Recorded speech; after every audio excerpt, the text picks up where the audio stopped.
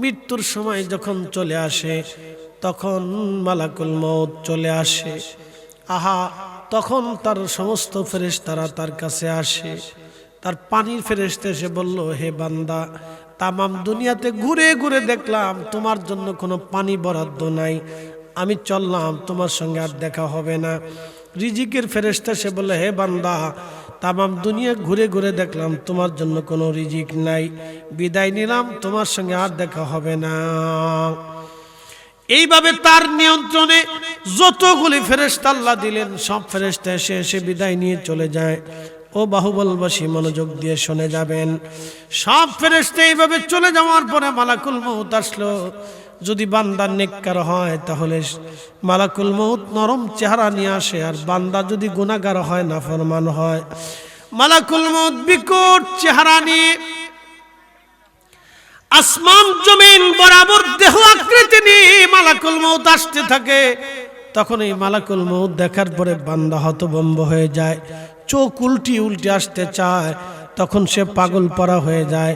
এই রুহুটা দেহর ভিতর থেকে পা থেকে মাথা পর্যন্ত সব জায়গায় রুহুটা দৌড়াইতে থাকে, পালানোর চেষ্টা করতে থাকে। কোথায় গেলে রুহু পালাবে, শুধু পালানোর চেষ্টা করে। কিন্তু রুহুটাকে আজরাইল আলাইহিস সালাম কবজ করে বলে, হে খবিস রুহু, বের হয়ে আয়, তোকে নিয়ে যাব আল্লাহর দরবারে। তোকে আল্লাহ পাঠিয়েছিল দুনিয়াতে গোলামি করার জন্যে, তুই আল্লাহর গোলামি বাদ দিয়া শয়তানের গোলামি করছো, আজকে তোরে নিয়ে যাব রব্বে কারিমের দরবারে। তখন এই রুহুটা বের হইতে চায় না, আজরাইল আলাইহিস সালাম রুহুটাকে জোর করে টেনে হিঁচড়ে বের করে নিয়ে আসে। আল্লাহর নবী বললেন, এই কঠিন সময়ে একটা উটকে যদি জিন্দা হালতে তার চামড়া ছাড়ানো হয়, জিন্দা হালতে তার চামড়া ছাড়াইলে এই উটের যত ব্যথা লাগবে, যন্ত্রণা হবে, এই উটের আবার চামড়া হবে, আবার চামড়া ছেড়ানো হবে, আবার চামড়া হবে, আবার জীবন্ত চামড়া ছিলানো হবে, আবার চামড়া হবে, আবার জীবন্ত চামড়া ছেড়ানো হবে। নবীজি বললেন, একবার না, দুইবার না, 100 বার চামড়া ছিলাইলে যে কষ্ট হবে একটা উটের। নাফরমানের মৃত্যুর সময় রুহু যখন আজরাইল টেনে হিঁচড়ে দেহ থেকে বের করে নিতে যাবে, তখন ওই ব্যক্তি 100টা উট, একটা উটকে 100 বার চামড়া ছিলাইলে জিন্দা হালতে যেমন ব্যথা পায়, নাফরমানের মৃত্যুর সময় ওই রকম যন্ত্রণা হতে থাকে, যন্ত্রণা হতে থাকে।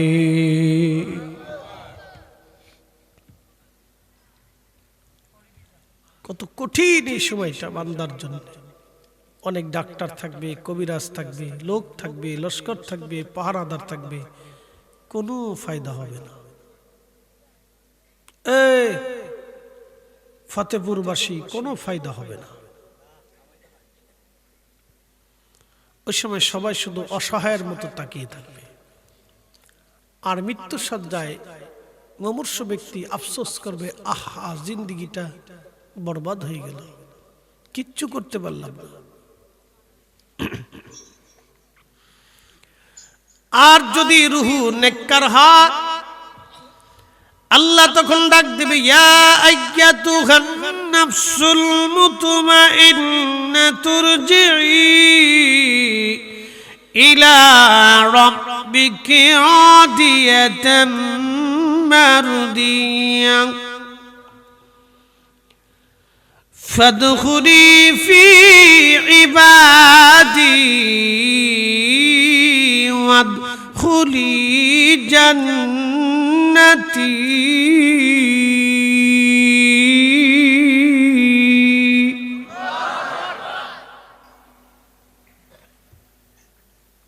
ঘুমাইছে? ঠিক আছে, মুসল্লি ভালো, ঘুম আসে নাই। হেফসখানার না ওরা? হেফসখানায় পড়ো? হেফসখানায় ওদের অনেক কষ্ট। 10টার সময় ঘুমোতে চলে যায়, আবার তাহাজ্জুদের পর পর ফজরের 1 ঘন্টা আগে উঠে কোরআন হাতে নিয়ে পড়তে থাকে। এরপরে সকাল 9:30 পর্যন্ত, 9টা পর্যন্ত পড়ে, নাস্তা টাস্তা করে ঘুমাইতে যায়। 12:30টায় উঠে গোসল করে আবার কোরআন হাতে নেয়, আসর পর্যন্ত পড়ে। আসর থেকে মাগরিব একটু খেলাধুলার টাইম, এই সময় ও যদ্দূর পরে তুফান উড়ায়, তুফান তুফান তুফান উড়াই। তখন একটা লুঙ্গি টান দিব, একটার মাথা তুলবো, একটা দাঁড়ায় পেশাব করব, একটা বইয়ে করব, নানান সমস্যা। তখন মানুষ অনেকে বুঝে না, মাদ্রাসার বলবেন খুব দুষ্ট, বালা না মিয়া। 24 ঘন্টার ভিতরে ও মাত্র 1.5 ঘন্টা সময় পেয়েছে। ওই সময় খেলাধুলা না করলে তো অসুস্থ হয়ে যাবে, পাগল হয়ে যাবে। কি কথা কন না কেন? ও পাগল হয়ে যাবে। আমার মাদ্রাসায় বলছে একবার মাদ্রাসা যদি ভেঙ্গেও ফেলায় তাও কিছু বলা যাবে না, ওই সময় খেলতে হবে। ও তুফান আকারে খেলো, কোনো অসুবিধা নেই। ওই সময় খেলাধুলা না করলে অসুস্থ হয়ে পড়বে, স্নায়ু নষ্ট হয়ে যাবে, পাগল হয়ে যেতে পারে। এই জন্য বাচ্চারা খেলাধুলা করলে নিষেধ করবেন না, খেলতে থাকুন। খেলাধুলা করা ভালো, দৌড়াদৌড়ি পারাপারি খেলাধুলা করতে থাকুন, নিষেধ নেই, কোনো নিষেধ নেই, নিষেধ করবেন না, ও খেলতে থাকুন। যত খেলাধুলা করবে তত ভালো থাকবে, শরীর সুস্থ থাকবে, ব্রেন ভালো হবে। তো মনোযোগ দিয়ে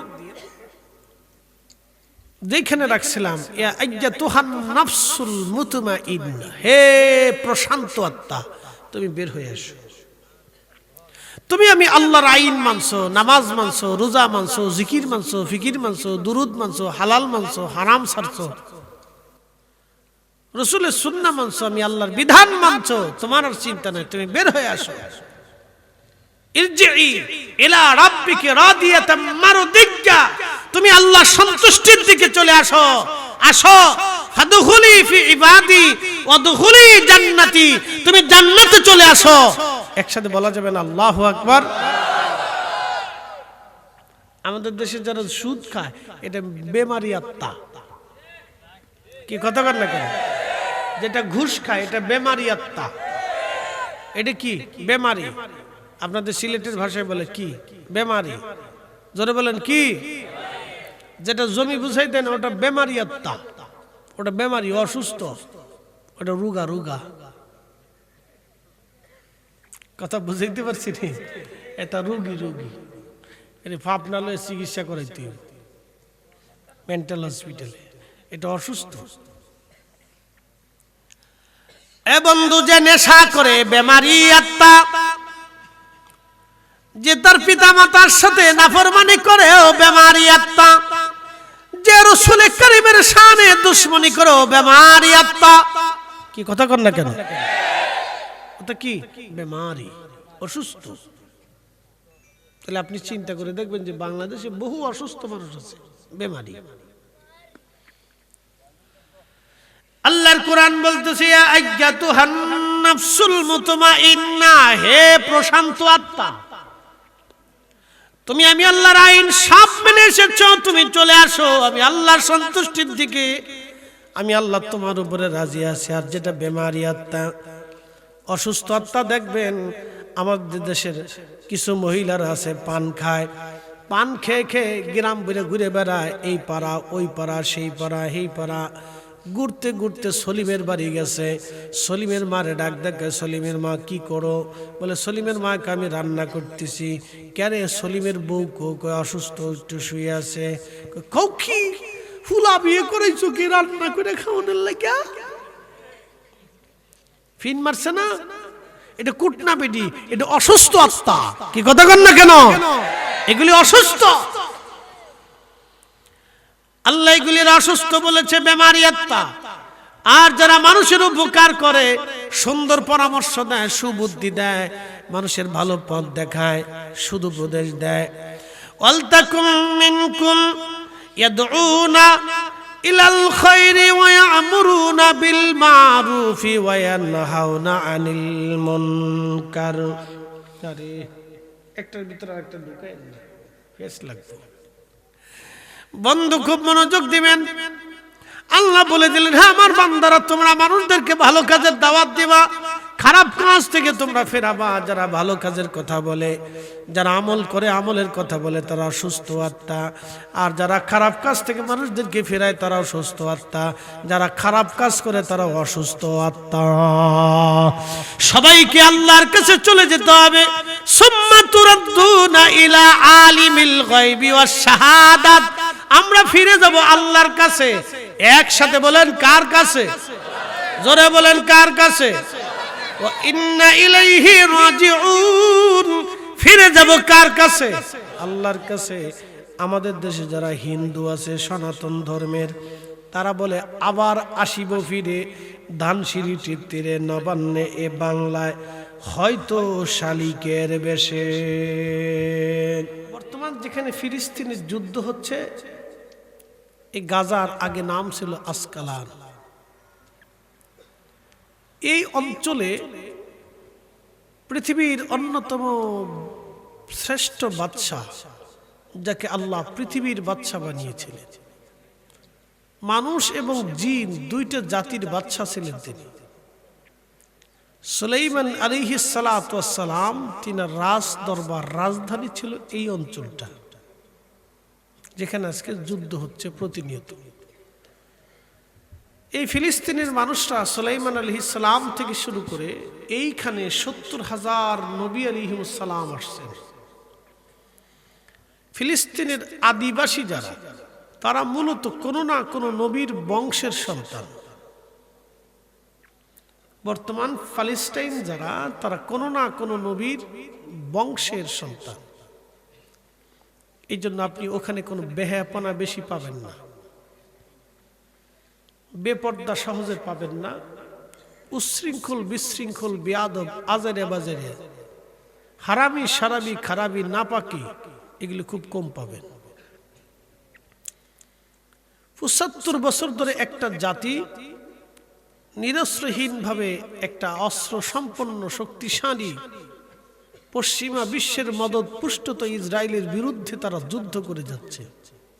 প্রতিদিন তারা শহীদ হয়, কিন্তু মাথা নত করে না। আর আমাদের দেশের ছেলেপেলেদের কথা বলে লাভ নাই, ও দাঁড়ায় পেশাব করে। কথা বুঝেন নাই? দাঁড়াইয়া পেশাব করে। মোটর সাইকেল পাইলে বাপ চিনে না, মুরব্বী চিনে না, চাচা চিনে না, খালু চিনে না, উস্তাদ চিনে না, কিচ্ছু চিনে না। ও দেশের যুবকরা যুদ্ধ করে, শহীদ হয়, কিন্তু মাথা নত করে না। কারণ ৭০,০০০ নবী আলাইহিস সালাম ওই জমিনে আসছিলেন। একসাথে বলবেন আল্লাহু আকবার। ওই ভূখণ্ডকে কেন্দ্র করে সুলাইমান আলাইহিস সালামের বিরাট বড় রাজ আলিশান প্রাসাদ ছিল। একদিন তিনি প্রাসাদের মধ্যে বসে আছেন। ইমাম আহমদ ইবনে হাম্বল কিতাবুজ জুহুদের মধ্যে লিখতেছেন, আজরাইল আলাইহিস সালাতু ওয়াস সালাম এসে এক যুবকের দিকে তীক্ষ্ণ নজরে তাকিয়ে আছে।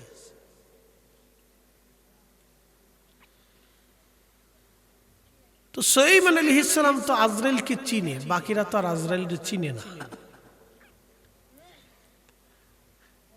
আজরাইল চলে গেল, যুবক ডেকে বলতেছে, ওগো আল্লাহর নবী, আমাকে এই মুহূর্তে বাতাসের মাধ্যমে হিন্দে পাঠিয়ে দেন। হিন্দু কোনো ধর্ম না, হিন্দু নামে কোনো ধর্ম পৃথিবীতে নাই। হিন্দু হচ্ছে এই অঞ্চলের নাম ছিল হিন্দ, প্রাচীন নাম ছিল হিন্দ। ভারত, পাকিস্তান, শ্রীলঙ্কা, বাংলাদেশ, এই বেলটাকে আগে হিন্দ বলা হতো।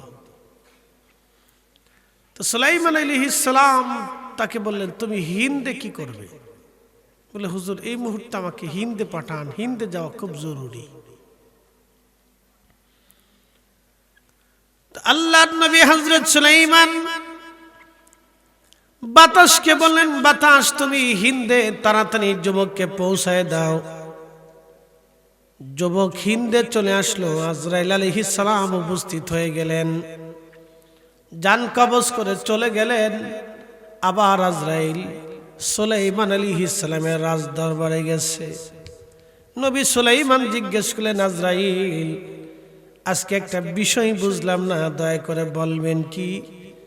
বলুন, কি বলতে চান? বলে, আজরাইল, একটা যুবকের দিকে তীক্ষ্ণ নজরে তাকানো কেন ছিলেন? কি কারণে তার দিকে তাকিয়েছিলেন? বিষয়টা বুঝলাম না, দয়া করে বলবেন কি?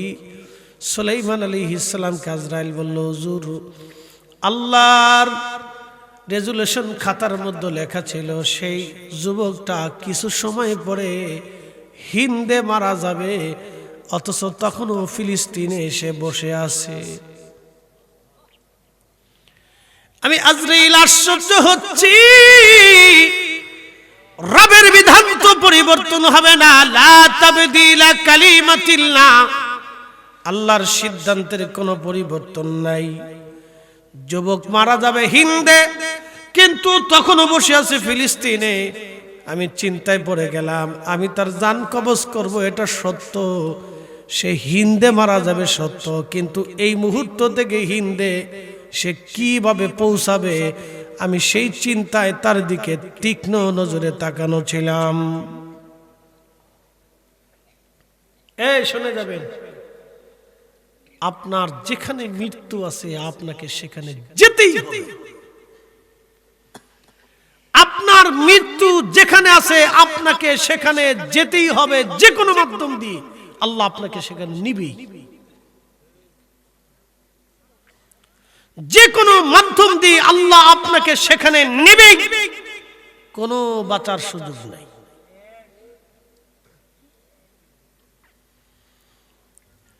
বাহুবলবাসী মনোযোগ দিবেন। সাইয়েদুনা সুলাইমান আলাইহিস সালামকে জিবরাইল আজরাইল বলতেছে, হুজুর, আপনি তাকে বাতাসের মাধ্যমে হিন্দে পাঠাবেন। এই বিষয়টা আমি জানতাম না, কারণ এই বিষয়টা আল্লাহর কুদরতের মধ্যে ছিল, বিদায় আমার জানার বাহিরে। হুজুর, আপনি তাকে হিন্দে পাঠানোর পরে আমি তার জান কবজ করলাম। জান কবজ করে আমি তাকে আল্লাহর দরবারে পৌঁছাইয়া আপনার রাজ দরবারে আবার আসলাম আপনার সাথে কথা বলার জন্য। কোরআন আল্লাহ বললেন, ওয়া তাদরি নাফসুম বিআইয়ি আরদিন তামুত, মানুষ কোথায় কোন জায়গা কোন হালতে মারা যাবে আমার রব আল্লাহ ছাড়া কেউ জানে না। একবার জোরে বলা যাবে কি আল্লাহু আকবার। কখনো তোমাকে যদি ভুলি, হেদায়েতের আলো জেলে নিয় কাছে তুলি, ঠাই দিও প্রিয়তম অগমহিয়ান, তুমি রহমান, তুমি মেহেরবান। অন্ধ গাহে না শুধু তোমারি গুণগান, অন্ধ গাহে না শুধু তোমারি গুণগান, বুঝে বুঝে না তবু শান, তুমি রহমান, তুমি মেহেরবান।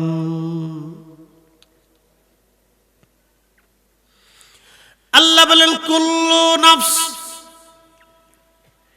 এমন কোন জীবন নাই যে জীবনের মৃত্যুর স্বাদ না নিতে হবে। এমন কি যিনি মালাকুল মউত আজরাইল, তাকেও মৃত্যুর স্বাদ নিতে হবে। আজরাইল, জিব্রাইল, ইসরাফিল, মিকাইল, ফেরেশতা মালিক, যিনি জাহান্নাম পাহারা দেয়, যাকে জাহান্নামের দারোগা বলা হয়, সে দারোগা মালিক, ফেরেশতা মালিক পর্যন্ত মৃত্যুর স্বাদ তাকে নিতে হবে। সৃষ্টির কোটি কোটি ফেরেশতার মৃত্যুর স্বাদ নিতে হবে, জিনদেরকে নিতে হবে, মানব জাতির নিতে হবে। পৃথিবীতে 4 লক্ষ প্রজাতির জীব জীবন আছে, সবাইকে মরণের স্বাদ নিতে হবে। সিদ্ধান্ত কার? একসাথে বলেন, এই যে মুসল্লিরা, এই মুসল্লি, এই মোবাইল কার? কার মোবাইল? আব্বা কথা কয় না বাবা, ওরে রাত পর্যন্ত বসে রয়েছি তো আমার কপাল বলা। বসায় রাখতে হবে। আপনাদের সিলেটের একটা গুণ খুব ভালো, বাচ্চারা মাহফিলে বসে আর বেশি মানুষ ভদ্র। অন্য জায়গায় গেলে মাহফিলে বেডি থেকে 3 গুণ, আর লটকা ফটকা আজেরে বাজেরে জন্ডিস ফন্ডিস সব মার্কেট দিয়ে ঘুরে, বেডি বুডি সেরা সেরি এক লোকে ঘুরে, মনে হয় যে কি মাহফিলে আইছি না এটা যাত্রা গানে আইছি, বুঝার কায়দা নেই। হ্যাঁ, কথা সত্য। সেদিন রংপুরে গেছি ভাই, মানুষ হয়েছে এই যে আপনারা যারা বসে রয়েছেন এর অন্তত 100 গুণ বেশি হবে, 100 গুণ খালি মানুষই হয়েছে। হুজুর মহিলা হয়েছে 3 ভাগ। আমি রাস্তা দিয়ে যাওয়ার সময় দুনিয়ার বেডিরা বুরকা পরা বুরকা ছাড়া সব মার্কেট করতেছে। বাহ, খুব মার্কেট বুঝছে একবারে, বুঝতে পারছেন?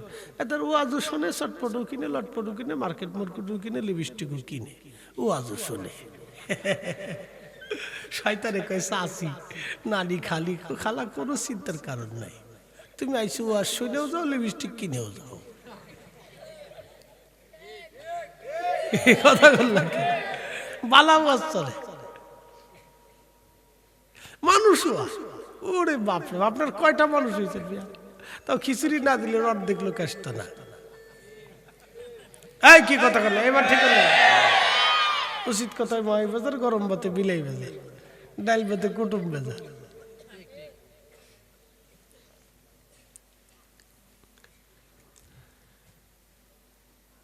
আমরা মানুষ যে কত কোয়ালিটির, আল্লাহু আকবার। মানুষ মরে গেছে, কবরের কাছে নিয়ে মানুষ বসে বসে হাসে, গল্প করে। আপনার বন্ধু মরে গেছে, কবরটা দিয়ে এসে ফুট করে বিড়িটা টান দিয়ে বাড়ি করে ঠুক করে মেজর কাটে ধরে দিয়ে, অথচ আধা ঘন্টা আগে কবর দিছে, আধা ঘন্টা পরে বিড়ি টানতেছে। কাহারে দোস্ত খুব বালা আসিল, আমার বিড়ি খাওয়াইতে প্রত্যেক দিন। কি কথা কর না কাকা, দোস্ত খুব ভালো আছিল, আমার খুব বিড়ি খাওয়াইতো।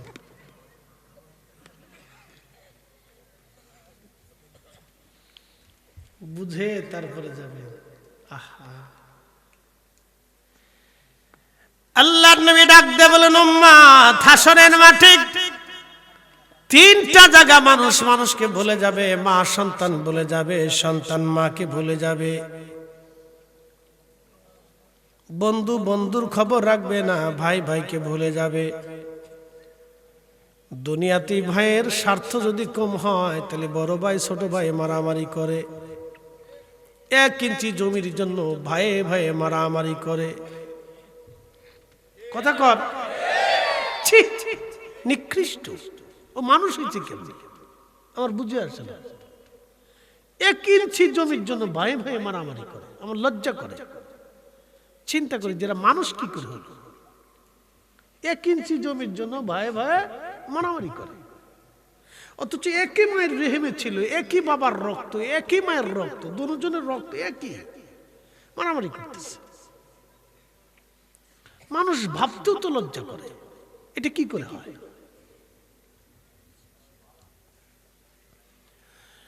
এ বাহুবলবাসী মনোযোগ দিবেন। প্রিয় নবীজি বদরের প্রান্তরে যুদ্ধ করতে যাবে। যেহেতু আমার সাবজেক্ট এটা না, কিন্তু বোঝানোর জন্য যাচ্ছি, ডোন্ট মাইন্ড। আমি আমার মূল আলোচনায় চলে আসব। আল্লাহর নবী সাহাবীদেরকে বললেন, সাহাবীরা রে, আমার চাচা আব্বাসকে ওরা জোর করে যুদ্ধে নিয়ে আসতেছে রে সাহাবীরা, তোমরা যদি আমার চাচাকে পাও তাহলে আমার চাচারে মেরে ফেলো না, আমার চাচারে হত্যা করো না, আমার চাচারে আমার কাছে নিয়ে আসবা। একসাথে বলবেন আল্লাহু আকবার। চাচা যদি বলেন কি, চাচার প্রতি রাসূলের মায়া দেখছেন? ওয়া ইন্নাকা লাআলা খুলুকিন আযীম। এইজন্য আল্লাহ বলেন, হুজুর আপনি মহান চরিত্রের অধিকারী, আপনার মতো চরিত্র সৃষ্টিতে কারো নাই, কখনো হবে না। আপনার মতো চরিত্র আর কেউ নাই। মাইয়ুতির রাসূলা ফাকাদ আতা আল্লাহ, আপনাকে মানলে আমি আল্লাহ মানা হবে, আপনাকে মানলে আমি আল্লাহ মানা হবে। এই জন্য যারা রাসূলের ভুল ধরে আমি মনে করি ওরা ইহুদিদের চাইতেও নিকৃষ্ট।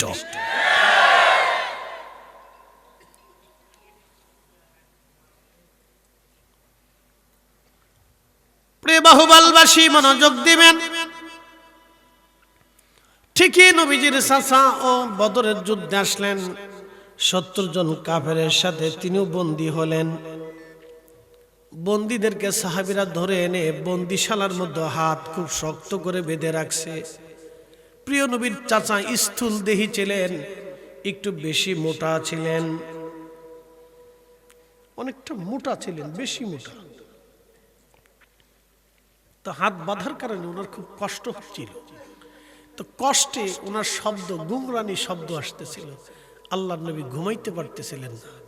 ওই শব্দ আসার পরে রাসূল করিম ছটফট করতেছিলেন। তিনি তো বন্দী, কিছু করার নাই, তো যুদ্ধ বন্দী। আল্লাহর নবী সাহাবীদেরকে বললেন, সাহাবীরা, আরে আমার চাচার হাতের বাঁধন ঢিলা করে দাও। প্রিয় নবীজি চাচার হাতের বাঁধন সাহাবীরা ঢিলা করে দেওয়ার পরে গুমরানি বন্ধ হয়ে গেল।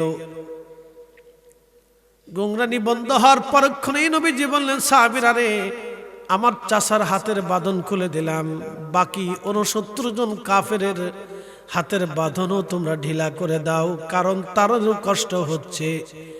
একসাথে বলা যাবে কি আল্লাহু আকবার। পৃথিবীতে যুদ্ধবন্দীদের সাথে এরকম সুন্দর আচরণ পৃথিবীতে কেউ কোনোদিন করে নাই। আপনি বুঝতে পারছেন, যুদ্ধবন্দী বুঝতে পারছেন, ওর মাথার থেকে পা পর্যন্ত শরীরের কিছু রাখা হয় না, ও বেঁচে থাকে, কোন রকম বেঁচে থাকে, ওর মাথার থেকে পা পর্যন্ত কিছু থাকে না, কিছু রাখে না। এ মুসলমান, খুব মনোযোগ দিবেন। আল্লাহ নবী সমস্ত কাফেরের বাঁধনগুলি খুলে দিলেন। বেশি মোটা থাকার কারণে কারো কাপড় ওনার গায়ে লাগে না। 70 জন কাফেরকে নবী কাপড় দিলেন, সবাই কাপড় পরলো, কিন্তু নবীজির চাচার গায়ে কারো কাপড়ও লাগে না। আব্দুল্লাহ ইবনে উবাই মুনাফিক সর্দার নবীজির চাচাকে একটা কাপড় দিলেন। নবীকে কাপড় দেওয়ার কারণে কাপড় গায়ে দিলেন, চাচার প্রতি মায়া দেখে যাবেন। আর ভাই ভাই তো যুদ্ধ করেন, মারামারি করেন, আর ভাতিজারা তো চাচারে শালা পাইলো গালি দিয়ে বসে। এই কথা কর না কেন? ভাতিজারা চাচারে গালি দেয়, মারতে দেয়, লজ্জা করে না মুসলমান? লজ্জা করা উচিত তো, মানুষ হইছেন কেন? হ্যাঁ, আপনাকে মুসলমান হইতে হইছে কেন? আল্লাহ নবীর চাচাকে একটা কাপড় দেওয়ার কারণে মুনাফিক সর্দার যখন মারা গেল, মুনাফিক সর্দারের ছেলে আশিক রাসূল সাহাবী আব্দুল্লাহ সে বলেন, ইয়া রাসূলুল্লাহ, আমার আব্বা তো অনেক ভুল করেছে হুজুর, আপনার একটা গায়ের জুব্বা খানা দিয়ে আমার আব্বাজানকে আপনি কাফন বানায়া দেন। নবীজির তখন মনে পড়ে গেল, আব্দুল্লাহ ইবনে উবাই আমার চাচার একটা জুব্বা গায়ে দেওয়াই দিয়েছিল।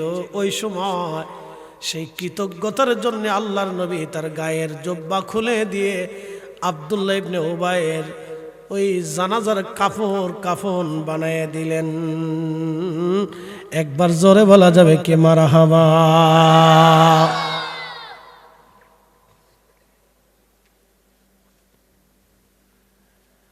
হাজিরিন, 1 ইঞ্চি মাটির জন্য ভাই ভাই মারামারি করি আমরা,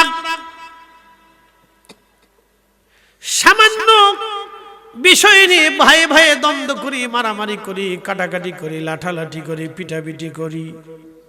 অথচ আপনি মানুষ, আপনি রহমতুল লিল আলামিন নবীর উম্মত, একটু বুঝে যাবেন বাবাজি, বুঝে যাবেন। আজ সামান্য বিষয় নিয়ে আমরা মারামারি করি, খুন খারাপি করি। আল্লাহ আল্লাহ আল্লাহ আমাদেরকে হেদায়েত করুন। সকলে আওয়াজ তুলে বলেন আমিন। প্রিয় নবী বললেন, আমার উম্মত হাসরের ময়দানে সবাই যখন ভুলে যাবে 3 জায়গা, মা সন্তান বলবে, সন্তান মা বলে যাবে, বাবা সন্তান বলবে, সন্তান বাবা বলে যাবে, ভাই ভাইকে বলে যাবে, আত্মীয় স্বজন সবাইকে বলে যাবে। সাহাবীরা রে, প্রথম জায়গা হলো যখন মিজানের পাল্লা মাপা হবে, কার নেকি কম গুনাহ বেশি, কার গুনাহ কম নেকি বেশি, ওজন শুরু হয়ে যাবে। তখন সবাই মিজানের পাল্লার পাশে দাঁড়ায়া মিজানের পাল্লার দিকে তাকায়া খুব পেরেশান হয়ে যাবে, চিন্তায় পড়ে যাবে। না জানি গুনার পাল্লা যদি ভারী হয় মহা সর্বনাশ হয়ে যাবে। আল্লাহর নবী ডাকতে বললেন, সাহাবী উম্মত শুনে রাখো, আমি নবী ওই সময় মিজানের পাল্লার পাশে দাঁড়ায় থাকবো। আমার একটা উম্মত যাতে জাহান্নামে না যায়, গুনাহের পাল্লা যাতে ভারী না হয়, আমি নবী মিজানের পাল্লার পাশে দাঁড়ায় দাঁড়ায় আমার উম্মতের গুনাহ আর নেকি পাহারা দিতে থাকবো। একবার জোরে বলা যাবে কি ইয়া রাসূলুল্লাহ?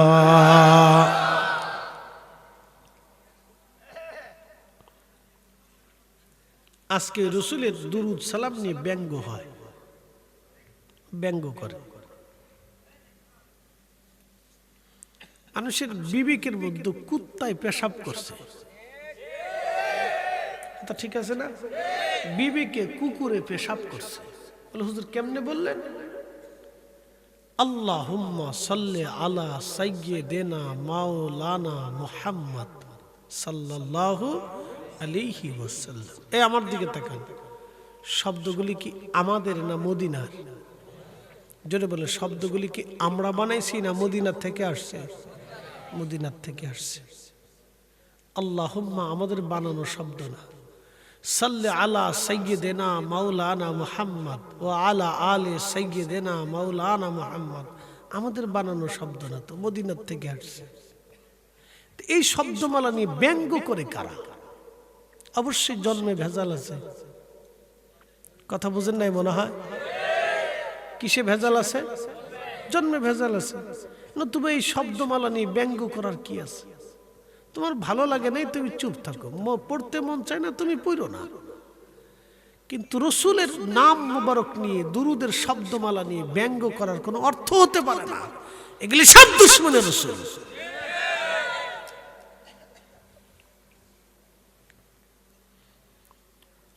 প্রিয় বাহুবলবাসী মনোযোগ দিয়ে শুনে যাবেন। আজ আল্লাহ বলেন, হাবিব উম্মতকে বলে দেন, কুল ইন্নাল মাউতাল্লাযী তাফিরুনা মিনহু ফাইন্নাহু মুলাকীকুম। উম্মত মৃত্যু থেকে পালায়, মরণ থেকে পালায়, মরণ থেকে পালায়, মরণ থেকে পালায়। বাংলাদেশের ডাক্তার যদি ভালো না লাগে ইন্ডিয়াতে চিকিৎসার জন্য যায়, সেখানে ভালো না লাগলে সিঙ্গাপুরে যায়, সেখানে ভালো না লাগলে আমেরিকার ভালো ডাক্তার দেখানোর জন্য যায়। আচ্ছা আপনারা বলেন তো, পৃথিবীর সবচেয়ে বড় ডাক্তার দেখানোর পরেও কি সে চিরদিন বেঁচে থাকে? যে ডাক্তার চিকিৎসা করে সে কি বেঁচে থাকে? যে হার্ট বিশেষজ্ঞ ডাক্তার সে নিজেই হার্টে আক্রান্ত হয়ে মরে যায়। কি কথা কর না কেন? যে ক্যান্সার বিশেষজ্ঞ সে নিজেই ক্যান্সার আক্রান্ত হয়ে মরে যায়। আল্লাহর সিদ্ধান্ত। সিদ্ধান্ত কার? একসাথে বলেন, কার? আল্লাহ। আল্লাহ বলছেন, হুজুর উম্মত শুধু মৃত্যু থেকে পালায় পালায় পালায়, মৃত্যু থেকে বাঁচার চেষ্টা করে, খালি মৃত্যু থেকে বাঁচতে চেষ্টা করে। হুজুর বলে দেন, ফাইন্নাহু মুলাকীকুম, এই মৃত্যু তার সাথে মুলাকাত করবে। আজ পর্যন্ত কেউ বাঁচতে পারছে? একসাথে বলেন, পারছে? পারে নাই।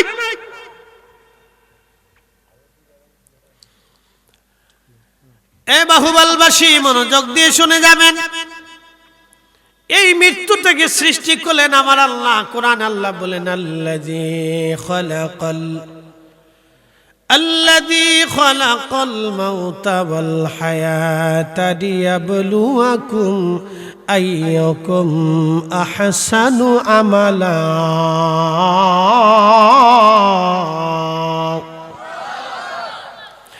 একদিন মাটি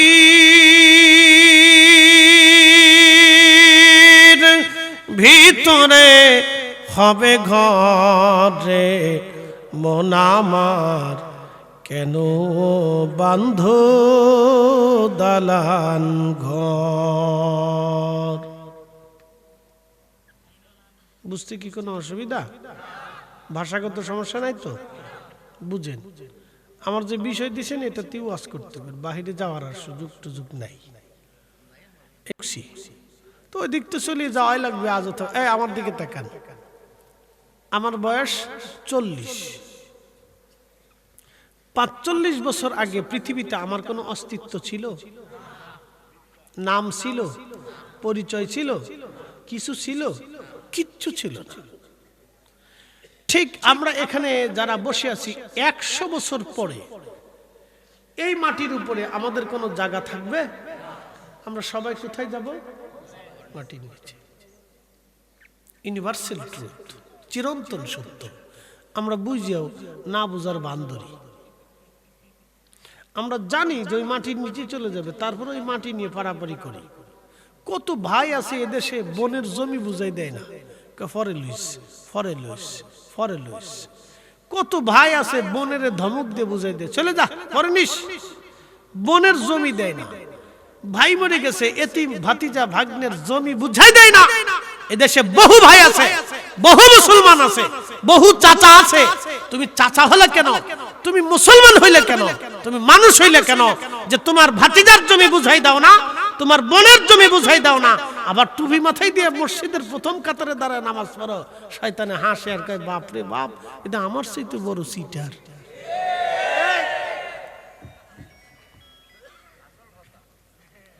কি কথা খারাপ করছি ভাই?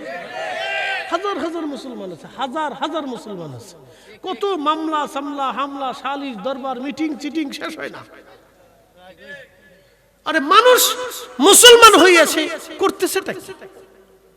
আবার মসজিদের প্রথম খাতরে নামাজে দাঁড়া, শয়তান কোথাকার।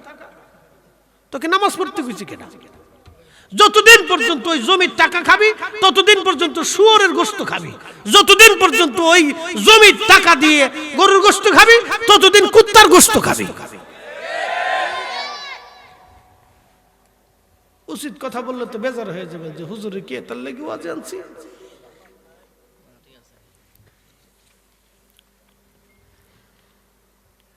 প্রিয় উপস্থিতি, মনোযোগ দিবেন। আল্লাহ রাসূল আল্লাহ রাব্বুল আলামিন কোরআনুল কারীমে বলে দিলেন, হাবিব উম্মতকে বলেন মৃত্যু তার সাথে মোলাকাত করবে, দেখা করবে। মৃত্যুটাকে আল্লাহ সৃষ্টি করলেন, জীবনটাকে আল্লাহ সৃষ্টি করলেন।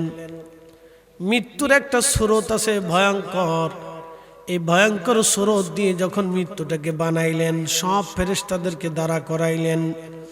মৃত্যুটাকে ফেরেশতাদের সামনে আনার পরে হায় হায়, সমস্ত ফেরেশতারা মৃত্যুর বিকট চেহারা দেখে অজ্ঞান হয়ে পড়ে গেল।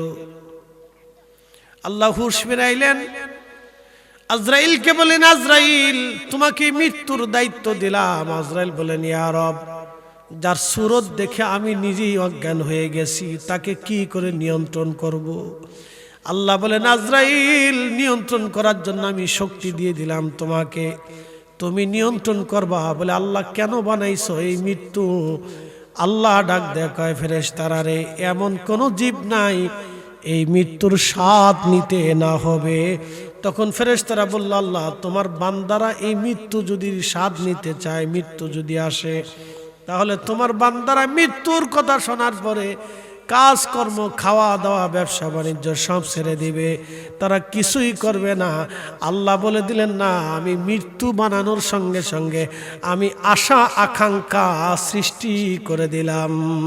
এই জন্য দেখবেন বাবা মরে যাওয়ার পরেও ছেলে আশা করে, ভাই মরে যাওয়ার পরেও ছেলে আশা করে আমি 200 কোটি টাকার মালিক হব। 200 কোটি টাকার মালিক হওয়ার পরে চিন্তা করে আমি আরো 400 কোটি হব। তারপরে আরো চিন্তা করে আমি বাংলাদেশের শ্রেষ্ঠ ধনী হব। বাংলাদেশের শ্রেষ্ঠ ধনী হওয়ার পরে চিন্তা করে আমি আমেরিকাতে ব্যবসা দিব। এরপরে আমেরিকাতে ব্যবসা দেওয়ার পরে চিন্তা করে আমি ইউরোপে দিব। ইউরোপে ব্যবসা দেওয়ার পরে আমি চিন্তা করে আমি সারা পৃথিবীর সবচেয়ে বড় বেশি ধনী হব। কি কথা কন না কেন? আশা, এর নাম কি? আপনাদের বাড়ির আশা না, কিন্তু আবার উল্টে পাল্টা ভাইবেন না। এর নাম কি? আশা। একসাথে বলেন, এর নাম কি? আশা, আকাঙ্ক্ষা। আশা, আশায় দিন যে গেল, আশা পূরণ হলো না। এই আকাঙ্ক্ষা আল্লাহ সৃষ্টি করে দিলেন। আশা আকাঙ্ক্ষা সৃষ্টি করার কারণে মানুষ তখনও কাজ করে, ব্যবসা করে, বাজার করে, বেঁচে থাকার চিন্তা করে, আমি বেঁচে থাকবো, বেঁচে থাকবো, বেঁচে থাকবো। চিন্তা করতে করতে একদিন ঠিক দোরগোড়াতে আজরাইল আলাইহিস সালাম এসে হাজির হবে। আহা, জিন্দেগি শেষ, জিন্দেগি শেষ। আল্লাহ ডাক দিলেন, বান্দা, হায়াত মউত সৃষ্টি করে দিলাম তোমাকে পরীক্ষা করার জন্য। কে উত্তম আমল করো, আমি আল্লাহ সেটা দেখব। কে উত্তম আমল করো, আমি আল্লাহ সেটা দেখব। সেটা দেখার জন্য হায়াত, মৃত্যু, হায়াত এবং মৃত্যু আমি আল্লাহ বানাই দিলাম।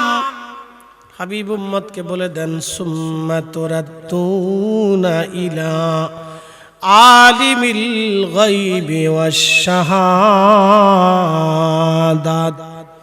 বাজানো, মৃত্যুর সময় যখন চলে আসে, তখন মালাকুল মউত চলে আসে। আহা, তখন তার সমস্ত ফেরেশতারা তার কাছে আসে।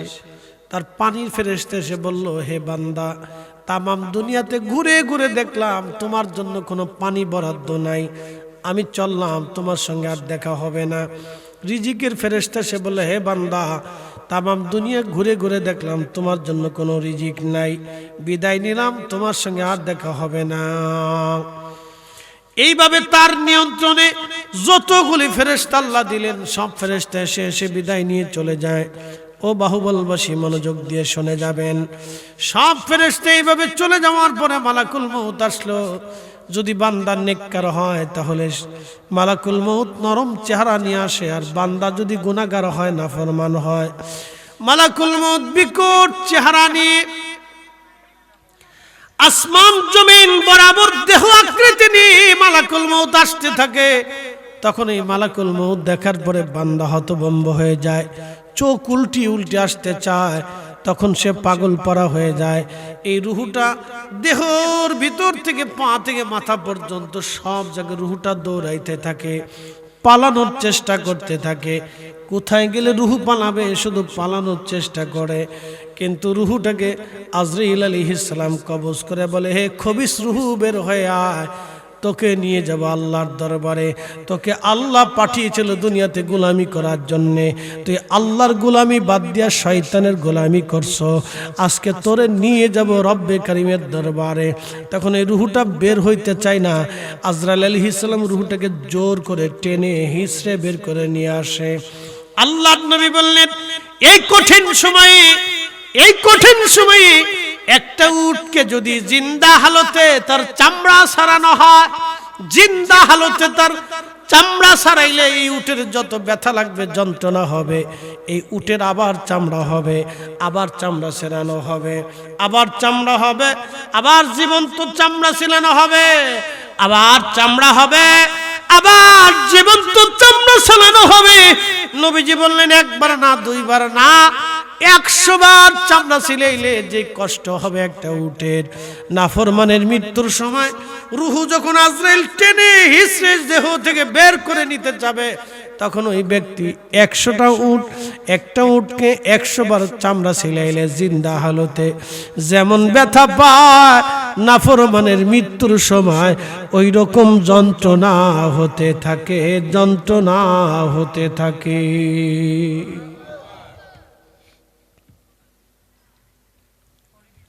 কত কঠিন এই সময়টা বান্দার জন্য। অনেক ডাক্তার থাকবে, কবিরাজ থাকবে, লোক থাকবে, লস্কর থাকবে, পাহারাদার থাকবে, কোনো ফায়দা হবে না।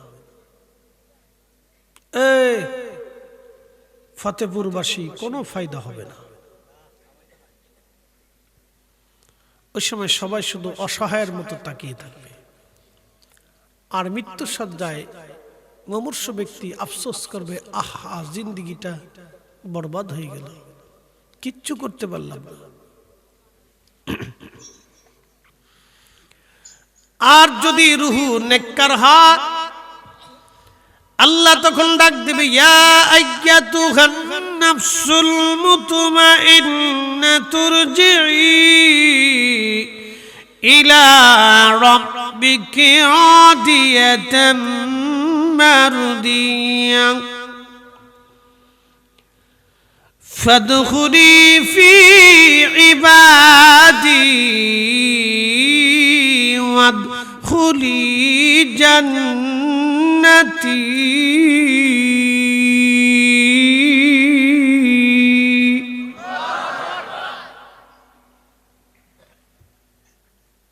ঘুমাইছে? ঠিক আছে, মুসল্লি বালা ঘুম আসে নাই। হেফস খানার না ওরা? হেফস খানায় পড়ো? হেফস খানায় ওদের অনেক কষ্ট। 10টার সময় ঘুমোতে চলে যায়, আবার তাহাজ্জুদের পর পর ফজরের 1 ঘন্টা আগে উঠে কোরআন হাতে নিয়ে পড়তে থাকে। এরপরে সকাল 9:30 পর্যন্ত 9টা পর্যন্ত পড়ে, নাস্তা টাস্তা করে ঘুমাইতে যায়। 12:30টায় উঠে গোসল করে আবার কোরআন হাতে নেয়, আসর পর্যন্ত পড়ে। আসর থেকে মাগরিব একটু খেলাধুলার টাইম, এই সময় ও যদ্দূর পরে তুফান উড়ায়, তুফান তুফান তুফান উড়াই।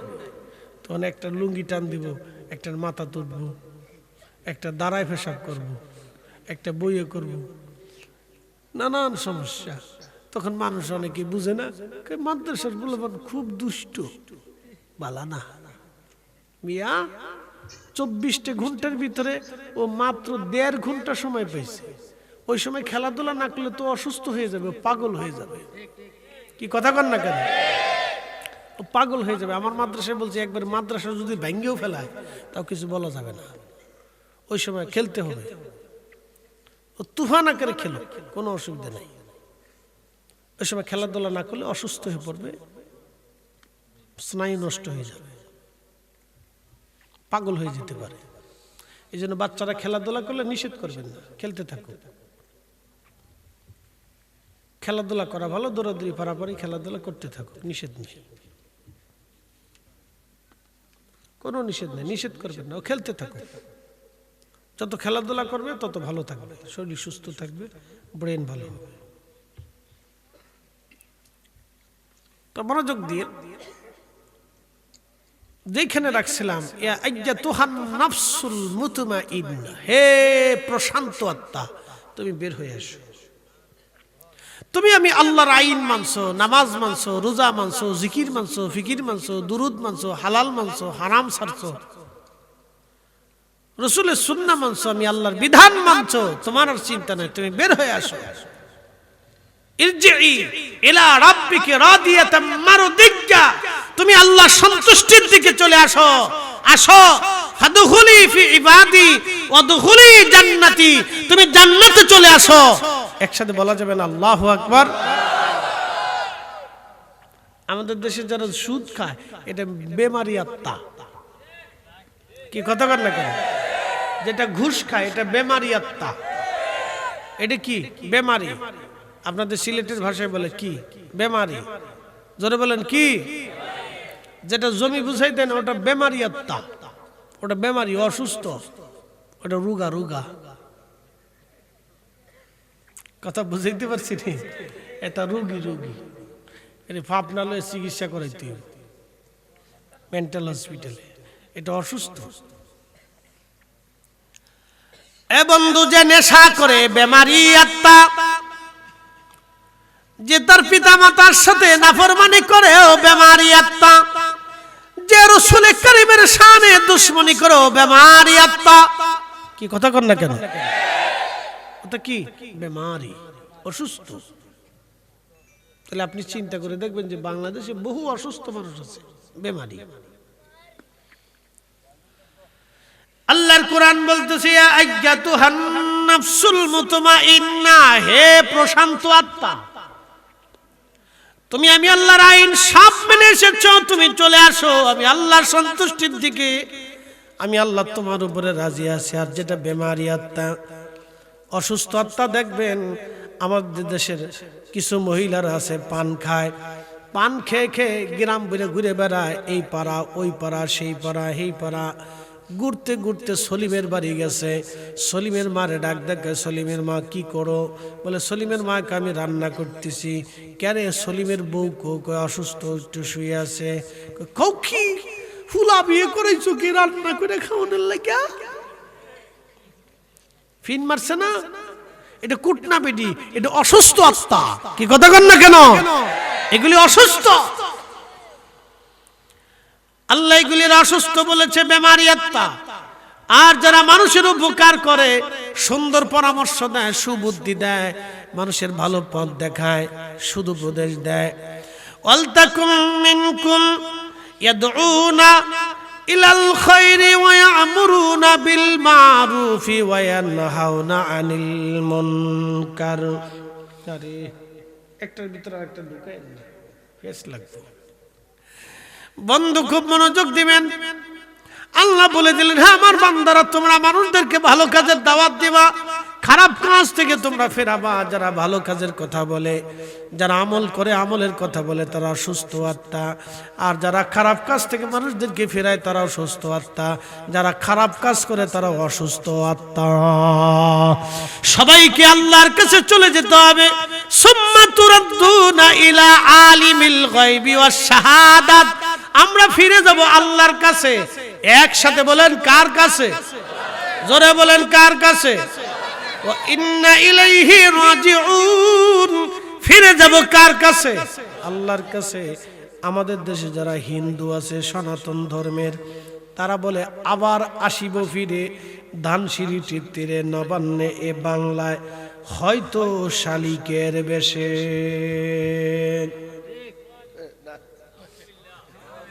সনাতনীদের বিশ্বাস হলো, আমরা মরে গেলে ভগবান আমাদেরকে আবার পৃথিবীতে পাঠাবে, গরু বানাইয়া, কুত্তা বানাইয়া, বিলাই বানাইয়া, ছাগল বানাইয়া, পাখি বানাইয়া, চিল বানাইয়া, কাউয়া বানাইয়া, হাঁস বানাইয়া, এইভাবে আমরা পৃথিবীতে আবার পাঠাবে। এটা তাদের বিশ্বাস। কিন্তু আমাদের বিশ্বাসে আজ পর্যন্ত কেউ কি ফিরে আইছে না? দেখা সাক্ষাৎ হইছে না? দু একবার আইসেনি? আসার সুযোগ আছে?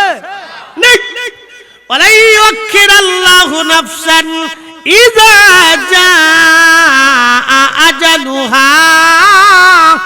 আল্লাহ ডাক দিলেন, হাবিব উম্মতকে বলেন, একবার হায়াত শেষ হয়ে গেলে এক মুহূর্ত দেরি হবে না। আর একবার আমি মালিকের দরবারে চলে আসলে ফিরে যাওয়ার আর কোনো সুযোগ হবে না, সুযোগ হবে না। জিন্দেগি তোর যাইরে ফাঁকি দিয়া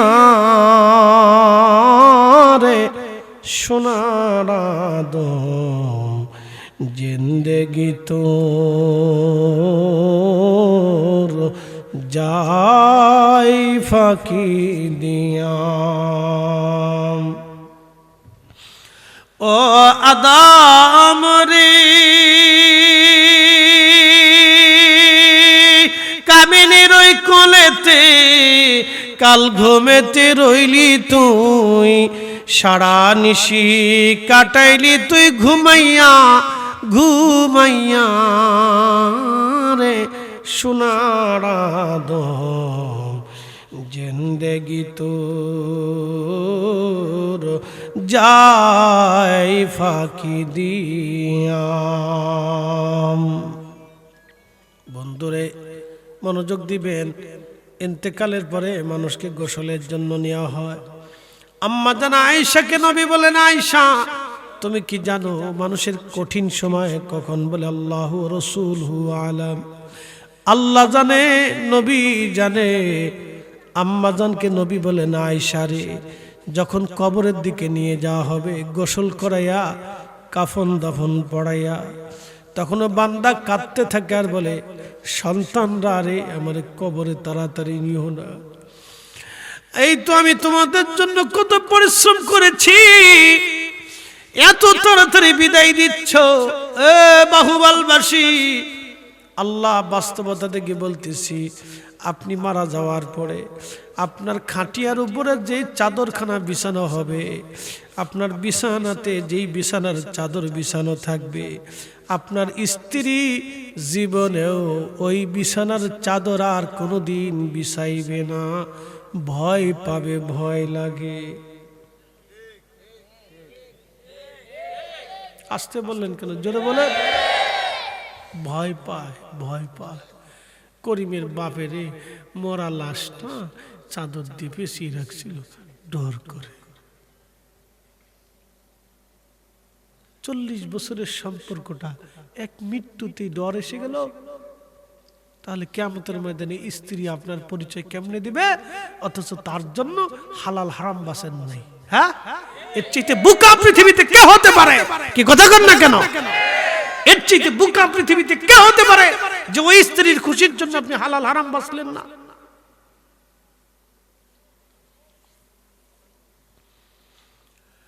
এ বাহুবলবাসী, মনোযোগ দিয়ে শুনে যাবেন আজ।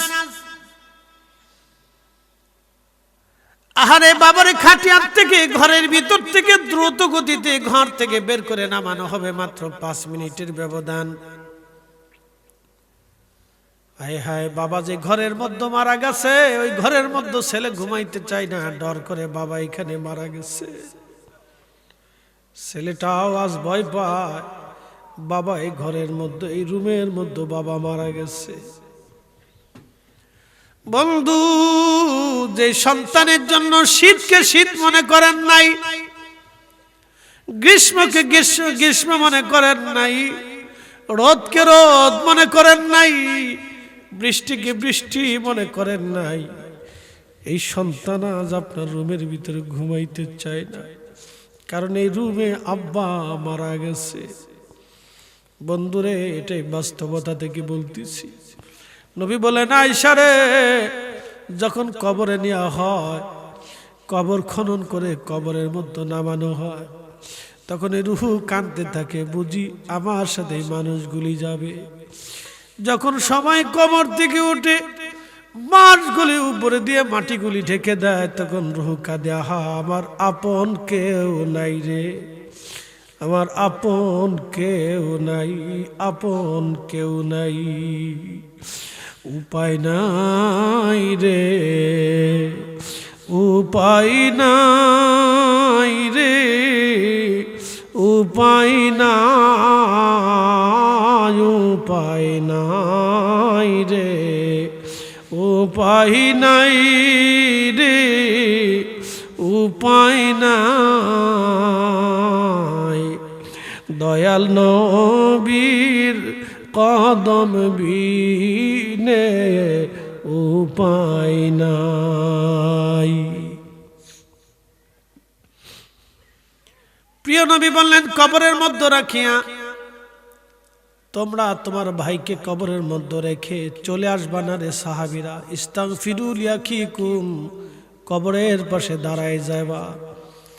একটা উট কুরবানি করার পরে চামড়া সিলাইয়া গোশত বানাইয়া মানুষের মধ্যে বন্টন করে দিতে যে সময়ের দরকার হয়, এই সময় পর্যন্ত তোমার ভাইয়ের কবরের পাশে দাঁড়াইয়া তার জন্য তুমি ইস্তেগফার করো, কেননা কিছু সময় পরেই মুনকার নাকির আসবে প্রশ্ন করার জন্য। ফতেপুরবাসী, আমার দেশে অনেক মুসলমান মাঝে মধ্যে কবর দিতে গেলে দেখি কয় তাড়াতাড়ি কবরতে চলে যান, চলে যান, সরে যান, এখানে আর থাকার দরকার নাই, কবর থেকে চলে যান, মুনকার নাকির আসবে। আমার প্রশ্ন, মুনকার নাকিরের জন্য তুমি পাগল হইলা কেন? কি কথা কর না কেন? এতে মুনকার নাকিরের লিগে পাগল হয়েছে, চলে যান, চলে যান, মুনকার নাকির আইব, এতে মুনকার নাকিরের লিগে পাগল হয়ে গেছে। আল্লাহর নবী বলেন, সাহাবী, ইস্তাগফিরু লিআখিকুম, কবরের পাশে দাঁড়িয়ে তোমার ভাইয়ের জন্য ইস্তেগফার করো। কেন? কিছু সময় পরে মুনকার নাকির আসবে, প্রশ্ন করবে, তার প্রশ্নটা যেন সহজ হয়ে যায়। আল্লাহ যাতে সহজ করে দেয়, এই জন্য দোয়া করো, দোয়া করো, দোয়া করো। কোন সাহাবীকে কবরে নামানোর আগে নবীজি ওই সাহাবীর ঋণ কি পরিমাণে আছে এই ঋণ মওকুফ করার চেষ্টা করে। মনোযোগ দেন, কোন সাহাবী মারা গেলে আল্লাহর নবী কবরে পাঠানোর আগে তার ঋণ কি কি পরিমাণে ঋণ আছে, কোথায় কোথায় সে দেনা আছে, এই দেনাগুলি খুঁজে খুঁজে বের করে নবীজি ওই যারা পাওনাদার ছিল তাদেরকে ডেকে এনে মাফ করাইতেন। যদি মাফ না করত ধনী ধনী সাহাবীদেরকে ডেকে এনে নবীজি তার কিছু কিছু দিয়ে ওই গরিব সাহাবীর ঋণগুলি মওকুফ করায় বলতেন, সাহাবীরা রে, আমার উম্মতকে তোমরা ঋণ দিয়ে কবরে পাঠায়ো না, ঋণ মুক্ত করে কবরে পাঠায়ো। আর আপনি যখন মরে যাবেন তখন ছেলে কানবে, আরে আব্বা যদি থাকতো রে, আমার কোনো চিন্তা ছিল না রে, ও আব্বা। এটা নিজের চিন্তা করে, বাপের ঋণ মওকুফ করার চিন্তা নাই। পরে ভাবনা দাঁড়াইলে তো আমি জানতাম না, কিন্তু কি হয়েছে না হয়েছে আমি কইতে পারি না, আব্বাই ভালো বুঝতো। এই কি কথা কর না, আব্বাই ভালো বুঝতো, আমি তো কইতে টইতে পারতেছি না।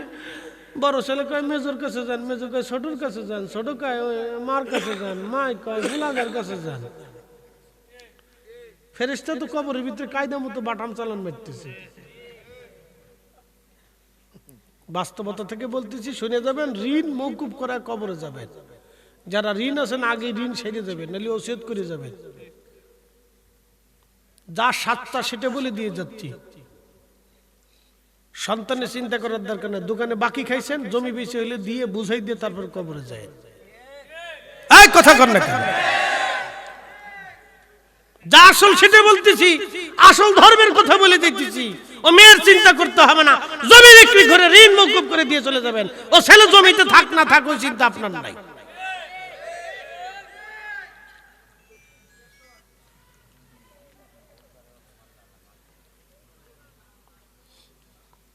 আমি কি খারাপ কইছি ভাই? বাঁচার জন্য বলছি। প্রিয় বন্ধু, বড় ছেলে কয় মেজর কাছে যান, মেজর কয় আমি তো জানতি না, ওই ছোটোর কাছে যান। ছোট কয় আমি তো ছোট মানুষ, বড় ভাইয়ের কাছে যান। বড় ভাই শেষে কয় আম্মার কাছে যান। মা কয় আমি তো জানতাম না, ছেলেদের কাছে যান। হাই হাই, কি অবস্থা! অথচ সে কবরের ভিতরে বাটাম চালান করতেছে। হ্যাঁ, বেডি কান্দে, ওরে জরিনার বাপ, তুমি থাকলে আমার আর কোনো চিন্তা ছিল না, এতগুলা মানলে আমি কেমনে কি করব? কান্দতেছে। হাতে নিজের চিন্তা কান্দতে। স্বামী যে কোথায় ঋণ আছে, জরিমানা আছে, কিচ্ছু আছে কিনা এটার খোঁজ খবর নেই, কোনো খোঁজ নেই। বাস্তব থেকে বলতেছি বাপ। এই জন্য আল্লাহ রসুল বলতেন, উম্মত তোমরা কবর থেকে চলে আসো না, তোমার ভাইয়ের কবরের পাশে দাঁড়াও, দোয়া করতে থাকো। আর আমার দেশের একদল আছে দোয়া বন্ধই করে ফেলাইছে, দোয়া বন্ধ করে দিচ্ছে, ও শেষ করে দিচ্ছে, ও নিজেও শেষ, ও আরো 10 জনকে শেষ করছে।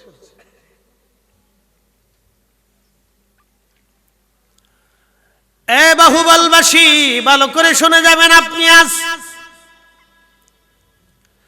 কবর বড় কঠিন, একাকী যাত্রা হবে আপনার। মুনকার নাকির আসবে, মার রাব্বুকা মা দীনুকা মা কুনতা তাকুল ফি হাক্কি হাযার রাজুল।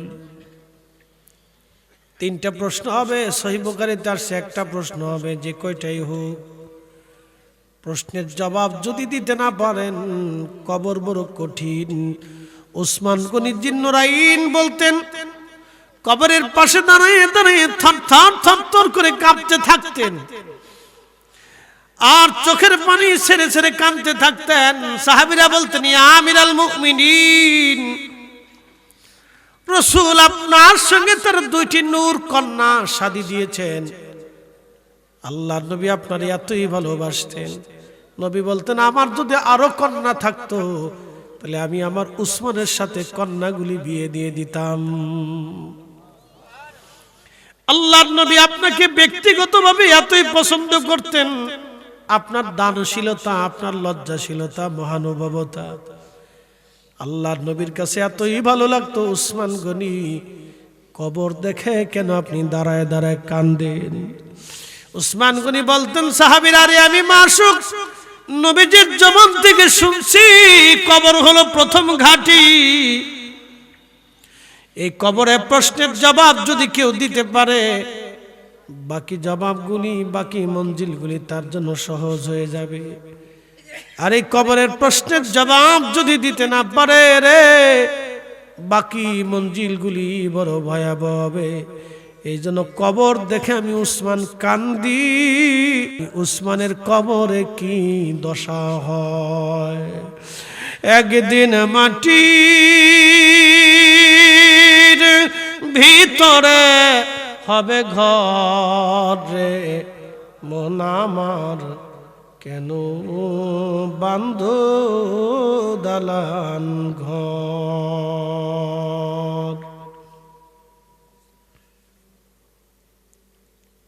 শুধু কবরের বাস্তবতা থেকে বললাম। এখানে অনেক সন্তান আছে, যদি জিজ্ঞেস করি ভাই কতবার মায়ের কবরের পাশে দাঁড়ান, অনেকে বলবে হুজুর সময় হয় না। যদি আপনারা আমাকে প্রশ্ন করেন, ফরিদে হুজুর আপনি কতবার মায়ের কবরের পাশে দাঁড়ান, আমি বলবো আমি দেশে বিদেশে থাকি, আমার মার কবরের পাশে সুযোগ হয় না। সবাই যার যার কাজে ব্যস্ত, কেউ বাবা মার কবরের পাশে দাঁড়ানোর সময় পায় না। কিন্তু এই মা শীতের মধ্যে বারে বারে আপনার কাছে সে কম্বল ঠিক করে দিয়েছে। আপনার শীত লাগে কিনা মা নিজের কাছ থেকে কাঁথা কম্বল এনে আপনাকে মুড়িয়ে দিয়েছে। কত রজনী মা ঘুমাই নাই, আপনাকে মা কোলের মধ্যে বুকের মধ্যে জড়িয়ে ধরে রেখে রেখে গরম করে রেখেছে যাতে আপনার ঠান্ডা না লাগে। তারপরেও মায়ের কোলের মধ্যে পেশাব করে দিয়েছেন, রাতে 10 বার 15 বার পেশাব করেছেন, মা লাথি মেরে ফেলে দেয় নাই। আবার মা পরিষ্কার করে আপনাকে বুকের মধ্যে জড়িয়ে ধরে গরম করে রেখেছে। সেই মাস কবর দেশে চলে গেল সন্তান, ভুললি মার কবরের পাশে দাঁড়ানোর আজ তোমার সময় হাতে হয় না। ছেলে ভুলে গেল মাকে, ছেলে ভুলে গেল বাবাকে। শীত আর গ্রীষ্ম বর্ষ অপেক্ষা করে বাবা আপনার জন্য রুটি রুজি করেছে, ভালো খাবার পকেটের মধ্যে করে বাবা নিয়ে আসছে, নিজে খাই নাই, ছেলেটা খাইবে খুশি হবে। আজকে বাবার কবরের পাশে তোমার দাঁড়ানোর সময় হয় না। বললো যুবক ভুলে গেলাস, বাবা মার কবরের পাশে দাঁড়ানোর সময় আজ তোমার হয় না। বাস্তবতা থেকে বলতেছি, চির সত্য। এই জন্য কবর বড় কঠিন জায়গা, আপনাকে প্রস্তুতি নিয়ে যেতে হবে, প্রস্তুতি নিয়ে যাবেন। ঋণ রেখে যাবেন না, হারাম খাবেন না। মনে রাখবেন, একজন ব্যক্তি হারাম উপার্জন করে 36,000 বছর যদি বেঁচে থাকে, যাহা ইবাদত করবে একটা ইবাদত কবুল হবে না। আর একজন হালাল রুজি করবে 36,000 বছর পরেও একবারও যদি আল্লাহকে আল্লাহ বলে ডাক দেয় তো সেটা কবুল হবে। শুধু এতটুকু তফাৎ বুঝে যাবেন, আসমান জমিন তফাৎ। এই জন্য হারাম খাবেন না, অন্যের সম্পদ মারবেন না, একবারে ফ্রেশ হয়ে কবরে চলে যাবেন।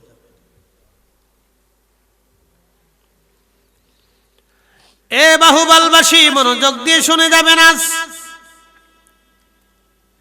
কায়েম হবে হাসর। আল্লাহর কোরআনে বললেন, তারুজুল মালাইকাতু ওয়ার রূহু ইলাইহি ফি ইয়াউমিন কানা মিকদারুহু 50,000 সানা। দুনিয়ার 50,000 বছর এক জায়গা করলে যত বিরাট, হাসরের একটা দিন তত বিরাট। একসাথে বলবেন আল্লাহু আকবার। আপনাদের কি বুঝতে কোনো অসুবিধা, কষ্ট হচ্ছে, বেশি শীত লাগতেছে, ছেড়ে দিব না? হাসরের দুটি কথা শোনার দরকার আছে। হাসরে কায়েম হবে বিশ্বাস আছে আপনাদের? একসাথে বলেন, আসেনি আপনাদের? আমরা মুসলমান, আমরা হাসরে কিয়ামতের মাঠে বিশ্বাসী। অবিল আখিরাতি হুম ইউকিনুন, যারা আখিরাতকে বিশ্বাস করবে তারা সফল কাম হবে।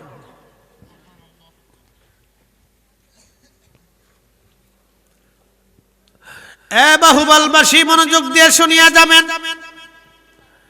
1 সেকেন্ড করে 60 সেকেন্ডে 1 মিনিট, 1 মিনিট করে 60 মিনিটে 1 ঘন্টা, 1 ঘন্টা করে 24 ঘন্টায় দিন ও রাত, 24 ঘন্টার দিন ও রাতে 365 দিনে একটা বছর হবে। এই এক বছর করে 50,000 বছর এক জায়গা করলে যত বড় হবে, হাসরের একটা দিন হবে তত বড়। সূর্য থাকবে 1.5 থেকে 2 মাইল উপরে। বর্তমান পৃথিবীতে যে সূর্য আপনি দেখেন, এই সূর্যটা 200 কোটি ডিগ্রি সেলসিয়াস তাপমাত্রা। এই সূর্যটা হাসরের ময়দানে আরো 70 গুণ বেশি কিরণ দিতে থাকবে। মানুষের শরীরের চামড়া হবে মোটা মোটা, স্থূল দেহ হবে। সেই দিন ঘাম বেরিয়ে বেরিয়ে বেরিয়ে বেরিয়ে হাসরের মাঠ ঘামে ভরে যাবে। হাউজে কাউসারের পানি ছাড়া আর কোনো পানি সেই দিন থাকবে না। পানির তৃষ্ণায় মানুষের জিহ্বা বের হয়ে কুকুরের জিহ্বার মতো ঝুলতে থাকবে। মানুষ পাগল পাগল হয়ে যাবে, উন্মাদ উন্মাদ হয়ে যাবে, বলবে ইয়া রাব্বি আর সহ্য হয় না গো আল্লাহ, হয় আমাদেরকে জাহান্নামে পাঠায় দেন, না হয় হাসর থেকে আমাদেরকে মুক্তি দিয়ে দেন। আল্লাহ, আমাদের আর এই হাসরের ময়দান আর সহ্য হয় না। আমার রব ডাক দিয়ে বলতেছেন, আমার বান্দারা, ওই হাসরের ময়দানের আমি বিচারপতি হব সেই দিন। মালিক ইয়াউমিদ্দিন, বিচার দিনের মালিক হবে আমার আল্লাহ। সেই দিন একটা কুত্তারও বিচার হবে। প্রশ্ন রাখতে পারেন, ফরিদ হুজুর এটা কি? ফতেপুরের কুত্তা আর আলালপুরের কুত্তা দেখবেন। আলালপুরের এলাকার 4-5টা কুত্তা, এই কুত্তার একটা লিডার আছে। ফতেপুরের 4-5টা কুত্তার একটা লিডার আছে। 2 গ্রুপে মারামারি হয়, বিরাট কামড়া কামড়ি হয়, কিন্তু একজন আর একজনকে জানে মেরে ফেলে দেয় না। আর মানুষ মানুষে মারামারি করলে একজন মানুষ আর একজন মানুষকে জানে মেরে ফেলে দেয়। মানুষ, কুত্তা থেকে মানুষের শিকার দরকার। এখনো মূলত মানুষ মানুষ হয় নাই। আমার দেশে হাজার হাজার মানুষ আছে, কিন্তু মানুষের মতো মানুষ নাই।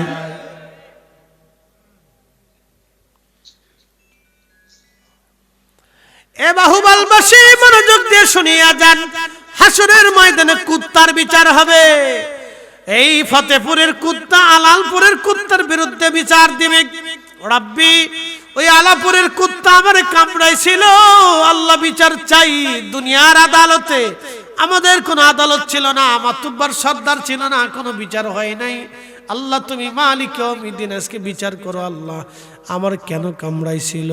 সেই দিন আল্লাহ ওই কুত্তাকে ডেকে বলবেন, এ কুত্তা, তোমার যেইভাবে কামড়াইছিল তুমি আজকে তারে সেইভাবে কামড়ায় দাও। যখন কামড়ানো শেষ হবে, তখন 2 কুত্তাকে আমার আল্লাহ মাটি বানায় দেবে।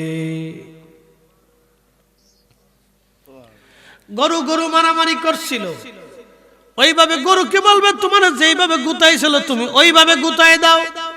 বিড়াল বিড়াল মারামারি করছিল, বিড়ালকে বলবে, তোমার যেইভাবে মারছিল তুমি ওইভাবে মেরে দাও।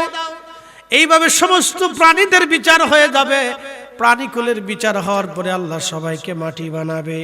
আর নাফরমান সেই দিন গোশত কামড়ায় কামড়ায় টেনে টেনে টেনে টেনে ছেড়ে ফেলবে আর বলবে, আল্লাহ, আমরা কেন মানুষ হলাম? আমরা কেন কুত্তা হলাম না? আমরা কেন বিড়াল হলাম না? আমরা কেন গরু হলাম না? আল্লাহ, কেন মানুষ হলাম? আল্লাহ, কেন মানুষ হলাম? আজকে যদি কুত্তা হতাম তাহলে আজকের হাসরের ময়দানের আসামি হওয়া লাগতো না। আমরা কেন মানুষ হলাম রে? কেন দুনিয়াতে সুদ খাইছিলাম, ঘুষ খাইছিলাম, অন্যায় করছিলাম, কেন অপরাধ করছিলাম, কেন মানুষ হইলাম? তখন গোশতরে কামড়ায় কামড়ায় টেনে টেনে টেনে টেনে ছিঁড়ে ফেলবে। গোশত কামড়ে কামড়ে টেনে টেনে ছিঁড়ে ফেলবে আর বলবে, আল্লাহ, আমরা কেন মানুষ হইলাম? কেন মানুষ হইলাম? আজকে যদি কুত্তা হইতাম তাহলে আজকে মাটি হয়ে যেতে পারতাম। বুঝতে কষ্ট হচ্ছে? হাসরের মাঠের চিত্র শোনাইতেছি। হাসরের মাঠ কায়েম হবে। এই দুনিয়াতে যেইভাবে দেখছেন হাসরের মাঠ আপনাকে ওইভাবেই দেখতে হবে। এই দুনিয়ার মাঠে সূর্য যেমন দেখেছেন হাসরের মাঠে সূর্য ওইরকমই দেখা লাগবে।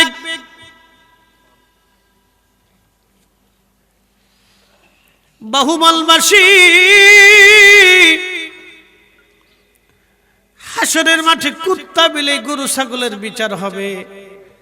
দুনিয়াতে হাসরের ময়দানে যারা দান করবে না, মানুষকে দিবে না, এরকম একদল মানুষকে আল্লাহ হাসরের ময়দানের এক কোনায় দাঁড়া করাবে।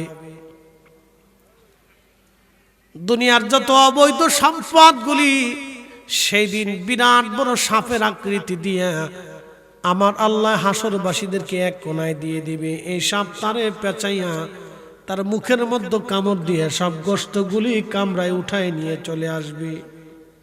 আবার গোশত হবে, আবার কামড় দিবে, আবার গোশত হবে, আবার কামড়াইতে থাকবে। নবী বলেন সাপের বিষ এত কঠিন, একবার কামড় দিলে 40 বছর পর্যন্ত ওই সাপের বিষের ক্রিয়া শরীরের মধ্যে ব্যথা করতে থাকবে।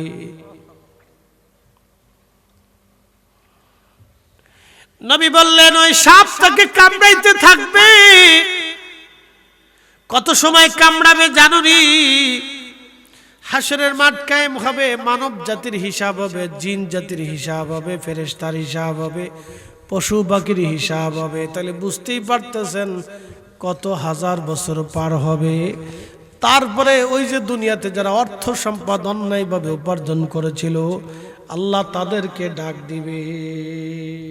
তত হাজার হাজার বছরে সাপে কামড়াইয়া ওর বাটাম সালাম দিয়া একবারে দফা ঠান্ডা করিয়া দেবে। কথা কন না কেন? ততদিনে হাজার হাজার বছর সাপে কামড়াইতে কামড়াইতে ওর জীবনের তেজপাতা বানায় ফেলবে একবারে।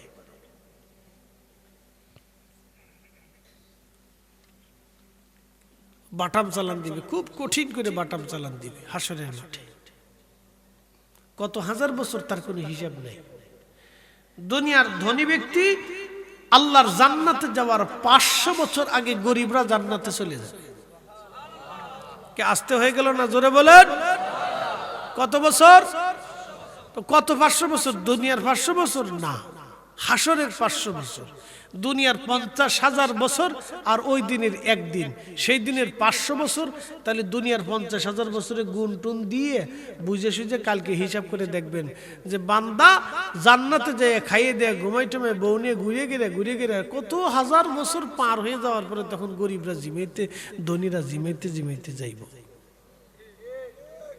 একসাথে বলবেন আল্লাহু আকবার। তাহলে গরিব বানায় আল্লাহ কি আপনারে কষ্ট দিছে? গরিব বানাইছে আল্লাহ আপনাকে বেহেশত তাড়াতাড়ি নেওয়ার লাগা। একসাথে বলবেন আল্লাহু আকবার। গরিব আল্লাহ বানাইছে আপনাকে তাড়াতাড়ি বেহেশত নেওয়ার লাগা। একসাথে জোরে বলেন আলহামদুলিল্লাহ।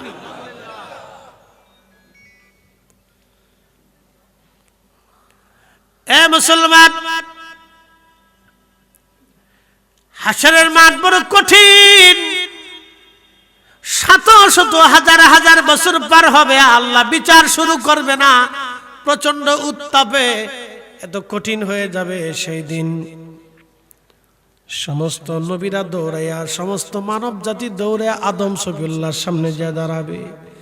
আদম রে, তুমি আমাদের আদি পিতা, আজকে আল্লাহর দরবারে যাও। হাসরের ময়দানে আজকে বড় কষ্ট হচ্ছে, কারণ আমার রব আজকে কোনো ফায়সালা করে না।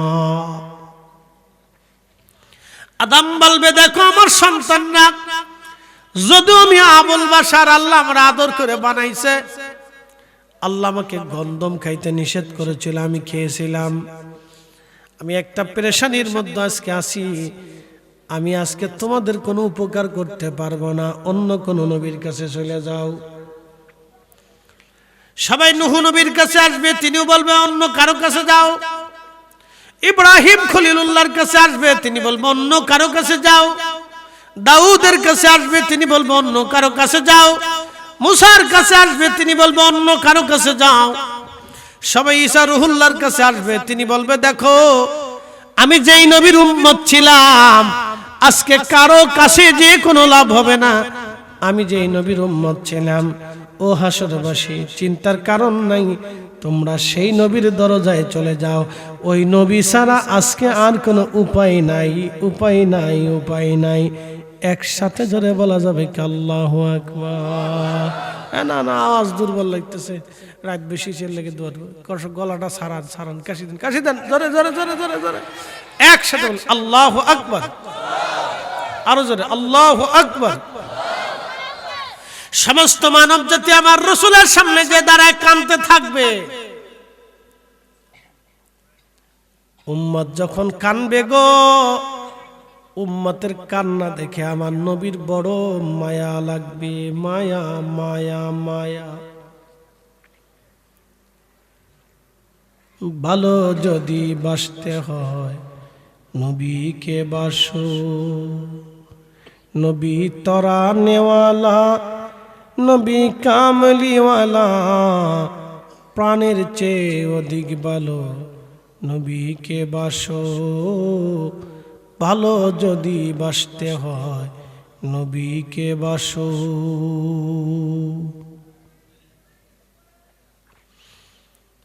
এ বাহুবলবাসী, সবাই সেদিন রাসূলের সামনে দাঁড়ায় দাঁড়ায় কানবে। আল্লাহর নবী বলবেন, উম্মত কেন কাঁদো? বলে, ইয়া রাসূলুল্লাহ, আল্লাহ বিচার শুরু করে না, কাহার হয়েছে আমার রব, রাগান্বিত।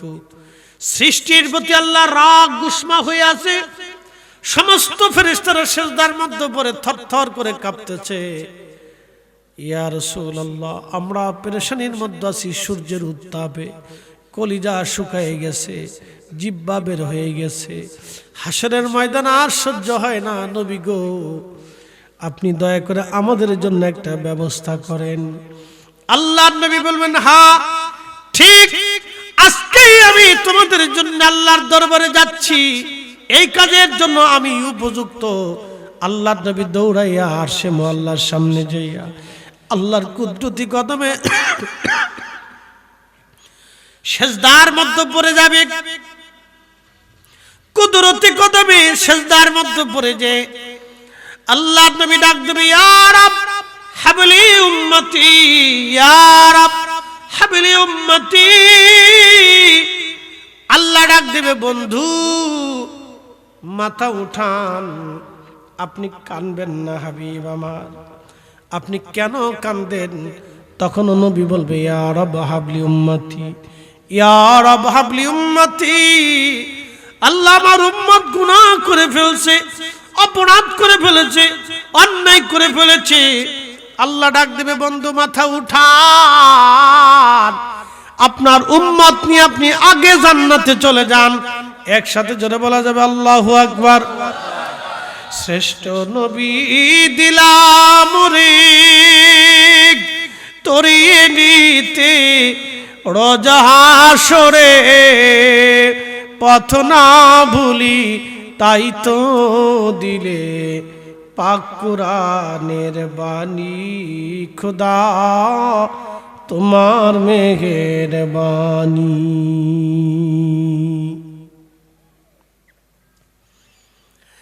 আল্লাহ ডাক দিবে, বন্ধু মাথা উঠান, সিজদায় পড়ে থাকার জন্য আজকে হাসর কায়েম করি নাই।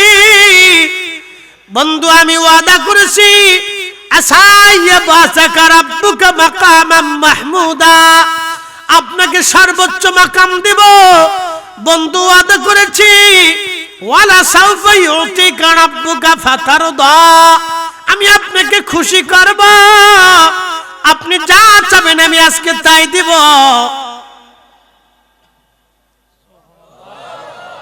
হয় না হয় না, আর জোরে। বন্ধু আপনি যা চাবেন আমি আল্লাহ আজকে তাই দেব। আল্লাহ নবী বলবে, আল্লাহ আমার একটা উম্মত জাহান্নামে থাকা অবস্থায় আমি নবী জান্নাতে যাব না। জোরে জোরে জোরে জোরে। আরে রিসালাত ইয়া রাসূল আহলে সুন্নাত ওয়াল জামাত জিন্দাবাদ। মুফতি জহিরুল ইসলাম ফরিদি সাহেব জিন্দাবাদ জিন্দাবাদ। আল্লাহ আমাদেরকে কবুল করুন, জোরে বলেন আমিন। ইয়া রাসূলাল্লাহ, ইয়া হাবিবাল্লাহ, ইয়া রাসূলাল্লাহ। মাতা পিতা যাহাদের অন্ধকার কবরে দেখিয়ে নবীজি মায়াবী নজরে তরায়া লইও হাসর মাজারে, তরায়া লইও হাসর মাজারে। ইয়া রাসূলাল্লাহ, ইয়া হাবিবাল্লাহ, ইয়া রাসূলাল্লাহ।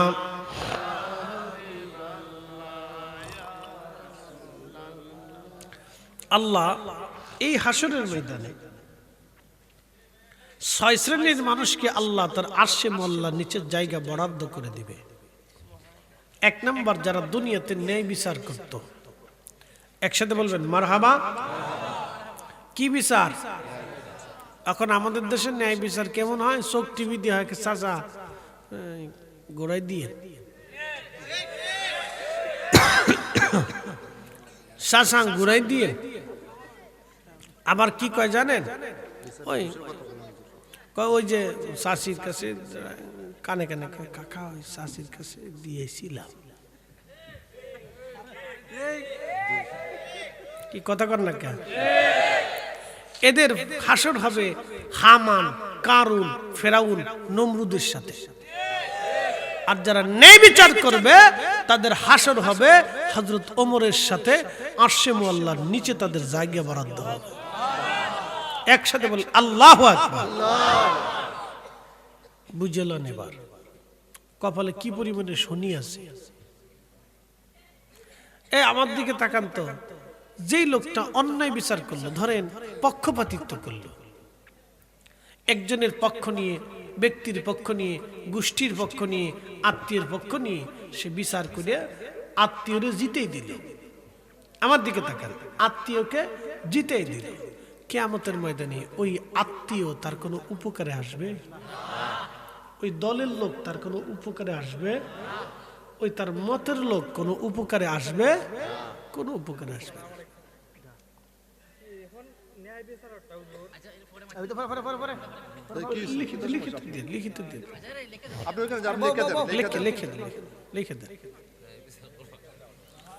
আল্লাহ আমাদেরকে বুঝার তৌফিক দিক বলে না আমিন।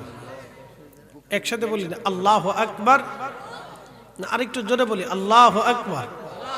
পড়ি লা হাওলা ওয়ালা কুওয়াতা ইল্লা বিল্লাহ। প্রিয় উপস্থিতি, মনোযোগ দিবেন।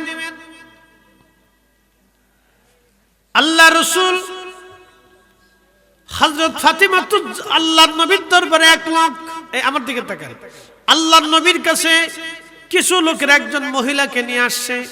বলে অপরাধ কি? মহিলা চুরি করেছে, হাতে নাতে ধরা পড়েছে। নবী বললেন চুরি যেহেতু করেছে, আল্লাহর ফয়সালা হলো তার হাত কেটে দাও। কি কেটে দাও? হাত কেটে দাও। আল্লাহর ফয়সালা, আল্লাহর ফয়সালা, তার হাত কেটে দাও। সাহাবীরা এসে বলেন ইয়া রাসূলুল্লাহ, এই মহিলা সম্ভ্রান্ত পরিবারের নারী। কি পরিবার? জোরে কর। সম্ভ্রান্ত পরিবার। আমাদের দেশে ন্যায় বিচার চলে গেছে পয়সার কাছে। কি কথা কর না কেন? বিচার চলে গেছে পয়সার কাছে, গরিবরা বিচার পায় না। মালঠুস ছাড়তে না পারলে বিচার হয় না। কি কথা কর না কেন? আদালতেও হয় না, ব্যক্তি স্বার্থেও হয় না। এই এলাকা ভিত্তিক অনেক জায়গায় 100%-এর 90%ই পায় না। 2-1 জায়গায় চেয়ারম্যান মেম্বার যদি ভালো থাকে তাহলে হয়তো তাদের কারণে পাইলে পেতেও পারে। কথা ঠিক আছে না ভাই? আনালি মালটুস না ছাড়লে আদালতও পায় না।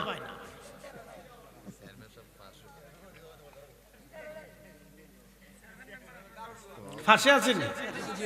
ঠিক আছে, অসুবিধা নেই। এটা ভালো হইলে তাহলে আর কোনো অসুবিধা নেই।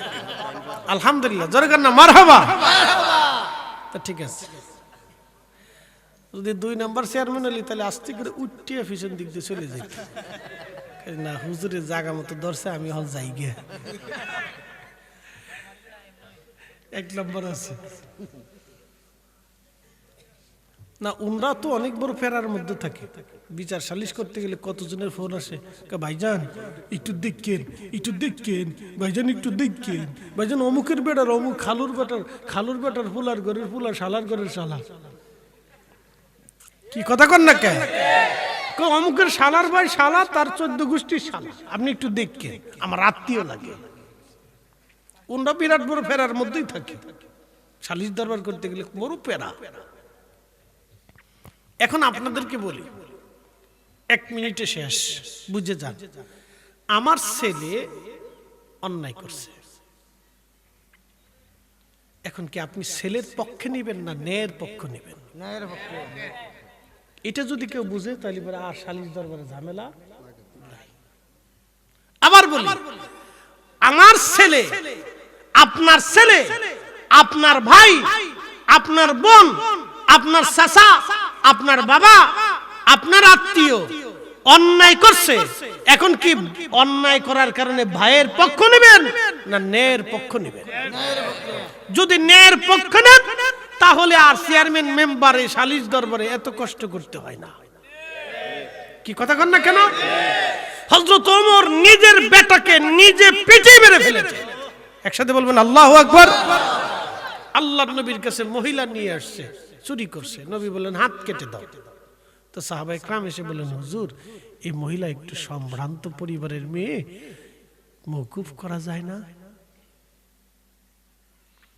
রাসূলের কাছে আসছে। আল্লাহর নবী জালালি হয়ে গেলেন। কি বলতে চাও তোমরা? পূর্ববর্তী জামানার উম্মতগুলি ধ্বংস হয়েছে শুধু অন্যায় বিচার করার কারণে। আল্লাহর আকাশ থেকে পাথর নিক্ষেপ হয়েছে শুধু অন্যায় বিচারের কারণে। আল্লাহর জমিনে শস্য নষ্ট হয়েছে শুধু অন্যায় বিচার করার কারণে। আল্লাহর আকাশ থেকে আগুন নিক্ষিপ্ত হয়েছে শুধু অন্যায় বিচার করার কারণে। আমার ফাতেমাও যদি চুরি করত, আমি রাসূল আমার ফাতেমার হাত নিজে কেটে দিতাম। আরো জোরে। আপনার ছেলে যদি অন্যায় করে তাহলে ন্যায়ের পক্ষে থাকবেন, ছেলের পক্ষে না। তাহলে বিচার ঠিক। ছেলে নারী ধর্ষণ করছে, বাপ তারে বাঁচানোর জন্য হেনে যায় হেনে যায়। লজ্জা করে না আপনার? কুত্তার লজ্জা আছে তো আপনার লজ্জা নেই। আপনার পুলা আরেকজনের মেয়ের ইজ্জত নষ্ট করেছে, আপনি তাকে বাঁচাইতে যান, লজ্জা করে না? আপনি মুসলমান হয়েছেন কেন? কি কথা কন না কেন? আপনার তো লজ্জা করা উচিত। যেই সন্তান আমার ঘরে থাকার চাইতে না থাকে বলে ও পুলিশ ধরে নিয়ে গেছে, আদালত যেটা রায় দিবে দিব, ও সন্তানের গোষ্ঠী কি লাই।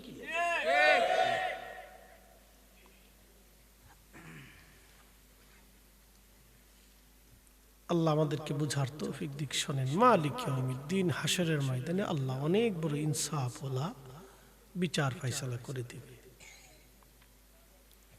উকিল মুক্তার ব্যারিস্টার কিচ্ছু সেই দিন লাগবে না, আল্লাহ ফয়সালা করে দেবে। আল-ইয়ামানির রাহিম,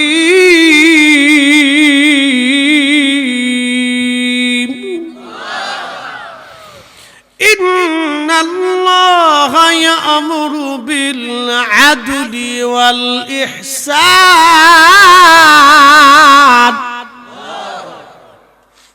আমি রব তোমাদেরকে নির্দেশ দিলাম, তোমরা ন্যায়ের পক্ষে থাকবে, ন্যায় করবে, ন্যায় করবে, ন্যায় করবে, অন্যায় করবে না, অন্যায়কে সমর্থন করবে না, ন্যায় করবে। আপনার আত্মীয় যদি অন্যায় করে তাহলে ন্যায়ের পক্ষে থাকবেন, অন্যায়ের পক্ষে না, ন্যায়ের পক্ষে থাকবেন, তাহলে বিচার অরিজিনালটা হবে। আল্লাহ আমাদেরকে সঠিক সমাজ দান করুন, সকলে বলেন আমিন। এসেছেন যত নবী সকলের ইমাম, সালাম নবী তোমায় হাজারো সালাম।